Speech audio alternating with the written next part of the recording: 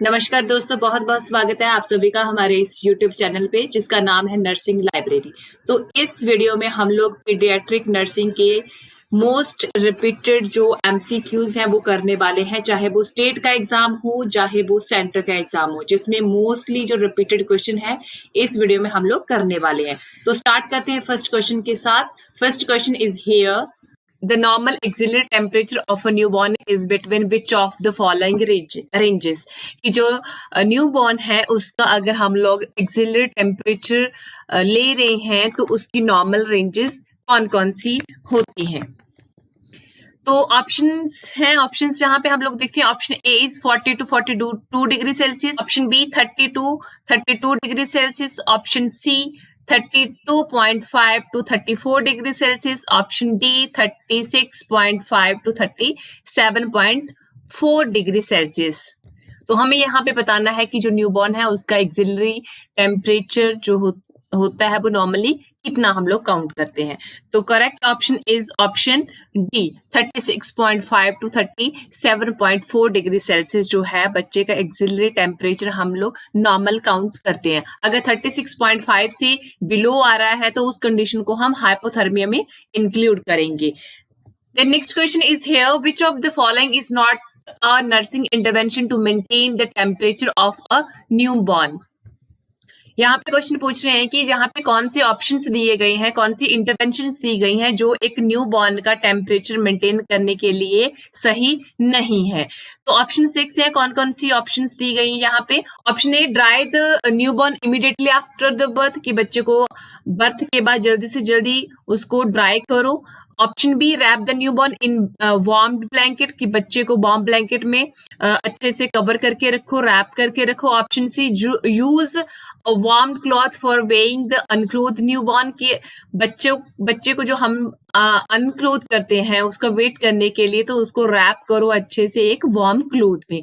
Option D, place the newborn near droughts और air vents, कि बच्चे को जहां पे एयर वेंट्स है, एयर वेंटिलेशन अच्छे से हो रहा है वहां पे प्लेस कर दो। तो हमें यहाँ पे बताना है कि कौन सी ऐसी यहाँ पे एक नर्सिंग इंटरवेंशन है जो सही नहीं है एक बच्चे का टेम्परेचर मेंटेन रखने के लिए। तो ऑप्शन ए के साथ जाएं, यस, बच्चे को जब बर्थ होता है तो उसको इमीडिएटली क्या है, बच्चे को ड्राई करना भी एक मतलब बच्चे का टेम्परेचर मेंटेन करने के लिए सही होता है। ऑप्शन बी, अगर हम बच्चे को वार्म ब्लैंकेट में रैप कर रहे हैं तो वो भी सही ऑप्शन है बच्चे का टेम्परेचर मेंटेन करने के लिए।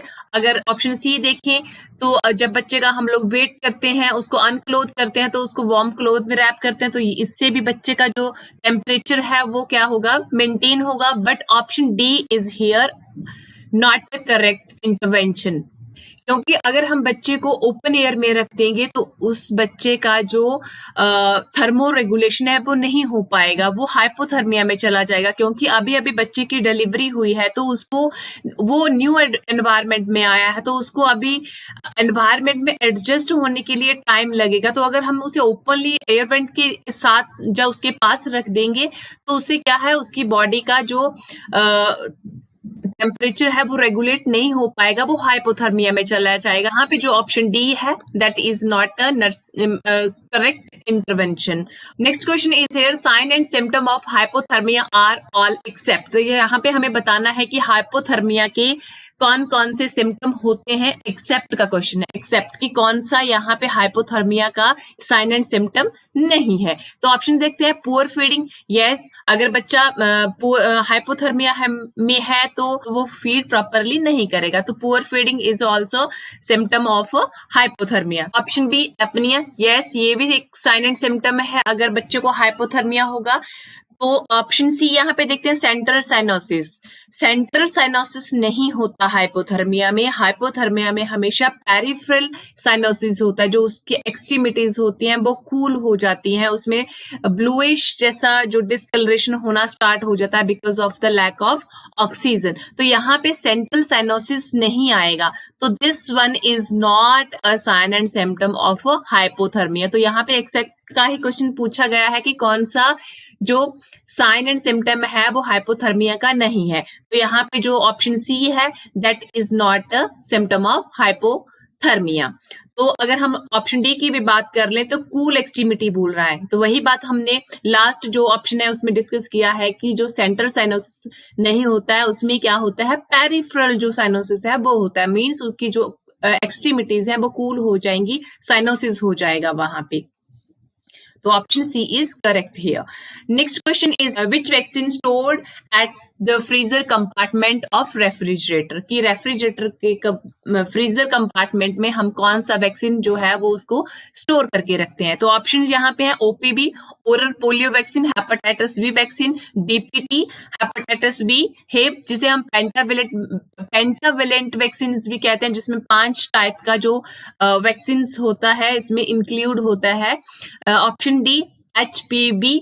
ये सारे चारों ऑप्शंस हैं जिसमें से हमें बताना है कि इसमें से कौन सा एक वैक्सीन ऐसा है जिसे हम फ्रीजर के कंपार्टमेंट में रखते हैं, फ्रीजर कंपार्टमेंट में रखते हैं। तो यहाँ पे option A is correct, because OPV oral polio vaccine जो है ये ऐसा एक वैक्सीन है जो हीट के बहुत ज्यादा सेंसिटिव है, तो इसलिए हमें इसे फ्रीजर कंपार्टमेंट में रखना पड़ता है। Next question is here, all are features in indicative of physiological jaundice of a newborn except. तो यहाँ पे एक्सेप्ट का क्वेश्चन फिर से पूछा गया है कि यहाँ पे ऑल आर द, कि यहाँ पे सब जो ऑप्शंस दिए गए हैं ये सभी फिजियोलॉजिकल जॉन्डिस के फीचर्स हैं एक्सेप्ट 1, कि यहाँ पे एक ऐसा ऑप्शन दिया गया है जो फिजियोलॉजिकल जॉन्डिस का फीचर नहीं है। तो पहले हमें यहाँ पे पता होना चाहिए कि जॉन्डिस क्या होता है। तो जो जॉन्डिस है वो 2 टाइप का होता है, first one is pathological and second one is the physiological. जो पैथोलॉजिकल जॉन्डिस होता है वो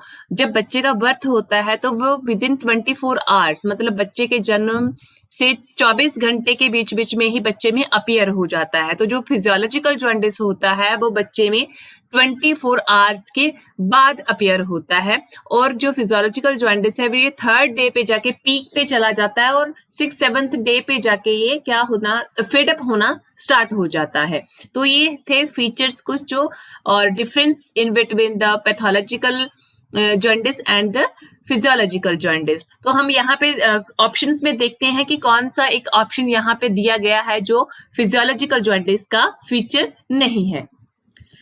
option 1, it appear before attaining 24 hours of age, it fade by the 7th day of life, it peak by 3rd day of life, it appear after attaining 24 hour of age। तो हमने अभी discuss किया कि ये 7th day पे fed up हो जाता है जो फिजियोलॉजिकल जॉन्डिस होता है, 3rd डे पे पीक पे रहता है, एंड अपीयर कब होता है, after attaining 24 hour of life, जब बच्चा 24 घंटे का हो जाएगा उसके बाद अपीयर होता है।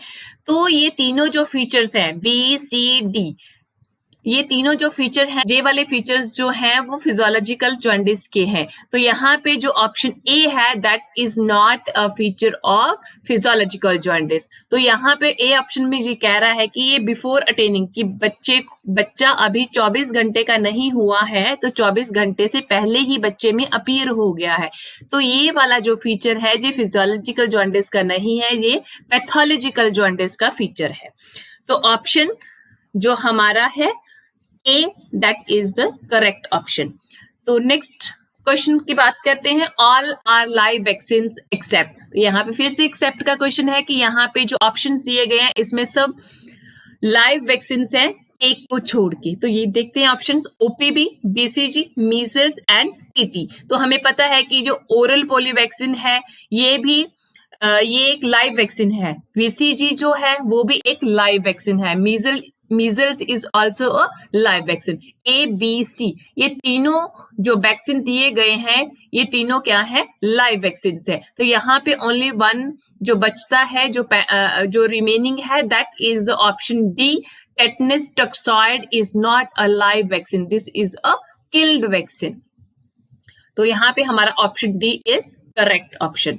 Next question is here, 3 days after the birth, newborn appear slightly jaundiced. Nurse need to understand that this is due to। तो यहाँ पे क्वेश्चन पूछा गया है 3 days after the birth, कि बच्चे को 3 दिन हो गए हैं उसका बर्थ हुए, तो 3 दिन के बाद जो न्यूबॉर्न है वो स्लाइटली जॉन्डिस दिख रहा है।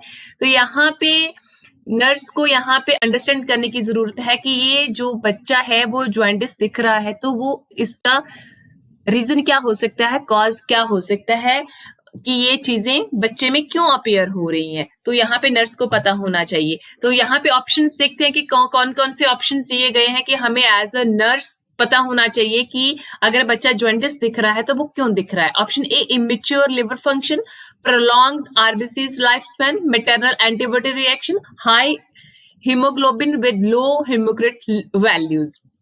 तो हमने लास्ट क्वेश्चन में भी डिस्कस किया है कि जो जॉइंटिस होता है 2 टाइप का होता है, पैथोलॉजिकल एंड फिजियोलॉजिकल। जो पैथोलॉजिकल है तो उसके बारे में सब मैंने बताया पहले। तो जो ये सब चीजें हैं, जो जॉइंटिस है वो क्यों अपीयर होता है बच्चे में, because of the immature liver function. जो बच्चा है अभी उसका जो लिवर है वो मेच्योर नहीं होता, वहां पे जो आरबीसीज की डिस्ट्रक्शन है वो स्टार्ट हो जाती है because of the immature liver function. इसकी वजह से जो बच्चे में हमें जॉइंटिस देखने को मिलता है। Next question is the major cause for childhood illness is, कि जो चाइल्डहुड की इलनेस है उसका मेजर कॉज किसे माना जाता है। तो ऑप्शंस यहाँ पे है माल न्यूट्रिशन, एक्सीडेंट्स, इन्फेस्टेशन, या फिर इन्फेक्शन। या फिर बच्चा अच्छे से खा नहीं रहा है, जहाँ बहुत से एक्सीडेंट जैसे होम एक्सीडेंट, या फिर बच्चा कहीं बाहर प्लेइंग एरिया में है, गार्डन में है, वहां पे एक्सीडेंट्स होते हैं, वो कॉज है चाइल्डहुड इलनेस का। या फिर जो बच्चों के पेट में जो कीड़े हो जाते हैं, इन्फेस्टेशन, या फिर वो कॉज है बच्चों में चाइल्डहुड में जो इलनेस का, या फिर इन्फेक्शंस। तो हमें यहाँ पे करेक्ट ऑप्शन बताना है कि कौन सा कॉज यहाँ पे मेजर कॉज है। तो option A is correct, mall nutrition. अगर बच्चा अच्छे से खा नहीं रहा है, उसका न्यूट्रिशनल स्टेटस जो है वो मेंटेन नहीं है, उसका जो ग्रोथ है अकॉर्डिंग टू हिज और हर एज बढ़ नहीं रहा है, तो वो क्या होता है, वो लीडिंग एक मेजर कॉज है बच्चों में इलनेस का। तो option A is correct here. Next is supplementary nursing immunization checkup and referral services under integrated child development services are applicable to which of the following age group। यहाँ पे पूछा गया है कि ये सब supplementary nursing, immunization, checkup, referral services हैं कि यहाँ पे उसने ऑप्शंस में एज ग्रुप दिए गए हैं। यहाँ पे उसने एज ग्रुप दिए हैं ऑप्शंस पे कि ये वाली जो सारी नर्सिंग जो सर्विसेज हैं ये कौन से एज ग्रुप के लिए एप्लीकेबल हैं। तो यहाँ पे ऑप्शंस देखते हैं, 12 से 14 साल के बच्चों के लिए एप्लीकेबल है, या फिर 8 to 10 ईयर बच्चे के लिए, 3 to 6 year, 7 to 9 year. Option C is correct here, 3 to 6 year का बच्चा जो है उसके लिए सारी सर्विसेज एप्लीकेबल है। Next question is here, what is the most common complication for which a nurse must monitor preterm infant। तो यहाँ पे क्वेश्चन पूछा गया है कि मोस्ट कॉमन कॉम्प्लिकेशन कौन सी होंगी एक नर्स के लिए मॉनिटर करने के लिए प्रीटर्म इन्फेंट में। आपके पास एक प्रीटर्म इन्फेंट आता है तो उसमें मोस्ट कॉमनली जो कॉम्प्लिकेशन है कौन सी देखने को मिलती है। तो ऑप्शन आता है haemorrhage, option B respiratory distress, brain damage, aspiration of mucus. तो प्रीटर्म इन्फेंट है, मींस उस बच्चे ने अभी 37 वीक्स ऑफ प्रेगनेंसी कंप्लीट नहीं किया है, तो उसका जो बर्थ है 37 वीक से पहले हो गया है।